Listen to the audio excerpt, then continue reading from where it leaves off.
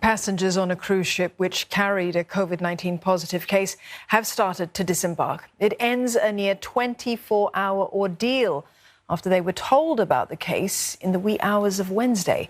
Now, with the trip cut short, the Dream Cruises ship returned to dock at 9 this morning. But passengers weren't allowed to get off until they tested negative. The positive case, who is linked to a growing KTV cluster, was taken off in the morning. Li Ying is dockside with the latest for us. Li Ying, what are the scenes like as passengers start to get off that ship now after hours of waiting today? And can you describe how it's being done? Well, it's been a long day for everyone, and there has been a steady stream of cabs. And as you can see behind me, some people are actually leaving right now. Now, the disembarkation began at about 9 p.m., and that has been actually very fast, given that the ship captain only announced at about 8:30 p.m. that authorities had given them the all clear. Now, passengers I spoke to leaving the arrival hall, they were guided by personnel wearing PPE. They told me that they've been very satisfied with the process, given that they don't really have to queue, and the process has been very efficient and very fast. Now, those with young children told me that they are especially relieved, given that some of the children have been cooped up in the rooms. They've been experiencing a little bit of cabin fever, so now they're finally glad that they're able to go home. Now, given that there are 1,600 passengers on board the ship, this embarkation is expected to take some time. It is continuing right now, deck by deck. People are leaving. Now, among the last to leave the ships will be close contacts that has been further picked up by the health authorities. Now, these people will be given quarantine orders, and they will have to go out of the ship via a separate route. And this is to ensure that there's no cross-contamination between them and other passengers. Li Ying, so, those passengers who've disembarked, they've cleared their COVID tests, but what safety protocols have been put in place to ring-fence potential transmission?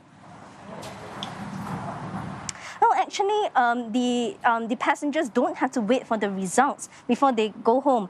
They've actually just done their antigen rapid test at the cruise center, and the results will be given to them shortly after. But that doesn't mean that they can let up. That doesn't mean that they don't have to do anything more. They will have to monitor their health for 14 days, and if they are infected or if they are feeling unwell, they will have to go to a doctor. And at the end of this 14-day period, they will also have to go for a mandatory COVID-19 test to make sure that they are given the all clear. Now, in the advisory that's been given to these passengers, MOH also made it a point to remind people that it is their responsibility to act responsibly under the law if they suspect that they have been in close contact with a COVID-19 case. Now, this reminder is especially important as Singapore races to ring-fence the KTV cluster. Li Ying, thank you for that update. That was Li Ying. One of CNA's own is on board the cruise ship. Imelda Saad is preparing to leave the vessel. So I got a knock on my door about an hour ago, and I was told that myself and my family were okay to leave the ship. We were given some stickers for the ART antigen rapid test for when we disembarked the ship. They also checked our names off the name list. So that essentially clears us. We are not part of the close contact to the confirmed case. Been stuck here for more than 12 hours with a 4-year-old. So can you imagine? I think the biggest challenge is just trying to entertain her cooped up in this room. But we've been very well taken care of. They gave us full meals, breakfast, lunch, dinner.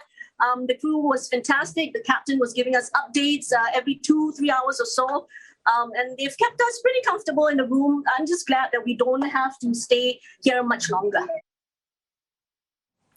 It's been more than 20 hours since the cruise passengers were first told the news. Tan Se-hui has been tracking events on board the World Dream.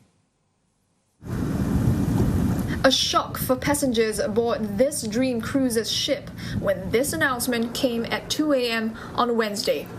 I would like to share with you what we know so far. A guest on board was reported to have been in close contact with a COVID-positive person ashore. The guest subsequently tested positive after taking a PCR test on board. All 1,600 passengers were told to remain in their rooms. Leisure activities ceased. 3 close contacts of that guest were then tested. They returned negative results. At around 9:20 a.m., the 40-year-old COVID case was taken to National University Hospital for further test. Then, at 3:55 p.m., another announcement.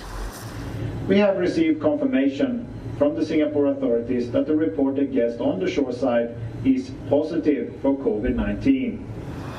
Passengers were told they'd have to take a mandatory swab test before they can disembark. But the experience was not necessarily a complete nightmare, as guests were treated to this: free Wi-Fi and even a free 3-day, 2-night cruise trip.